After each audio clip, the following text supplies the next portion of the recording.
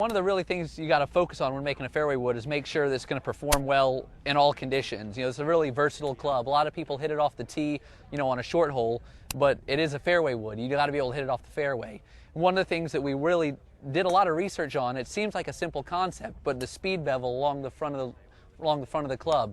What our testing showed is when you catch it a little bit heavy, really if you get too sharp a leading edge on the fairway wood, your head speed just drops off the planet and the ball doesn't really go anywhere.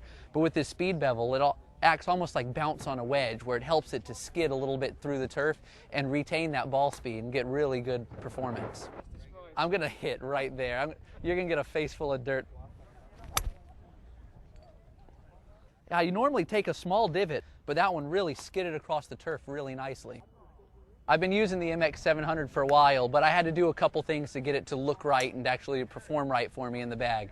The one right off the shelf was a little bit too hooked and went a little bit too high for me, so I was able to actually bend mine open a little bit, and that helped get the face angle right and the height right. But with the JPX 800, this club comes right off the shelf, sitting square and launches really easily, and the spin rates are really low, so this one can go right in without doing any manipulations to it. With the MP, it was a really small golf club, and the MP club looked like it's going to hit a low, kind of a bullet. This thing, on the other hand, it looks like it sits behind the ball square, but it looks like it's going to launch really easy and just go. We put a 1770 cup face on it. What that is because the fairway wood is naturally a shallow club, especially in this type of design, the one that'll launch easy, the trampoline of the face isn't very big. So you got to do certain things to make sure that the COR is going to be as high as possible.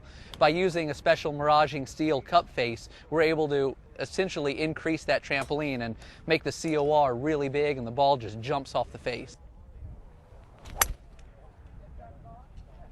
See, what I like about that is it launched really high. I missed that just a tiny bit, but I felt like the ball speed was really good and it launched nice and it didn't spin too much. One of the things that a lot of good players don't like to see is when you hit a low, thin fairway wood, it tends to launch really low and spin up and drop right out of the air really short. With this, because it's a little bit more forgiving on the low hits due to the UDS design, when you hit this low on the face, it's going to launch and carry almost like a normal center shot. And kind of the beauty of this club is it's really anybody could play it. You know, as myself as a better player, I feel like what I like about it is that it looks easy to launch and looks like it's going to go well and doesn't look like it's going to go left. But for the higher handicapper, because you can see a lot of face on it, it looks like it's going to launch easy and it's kind of a shallow face, I think anybody could play this club.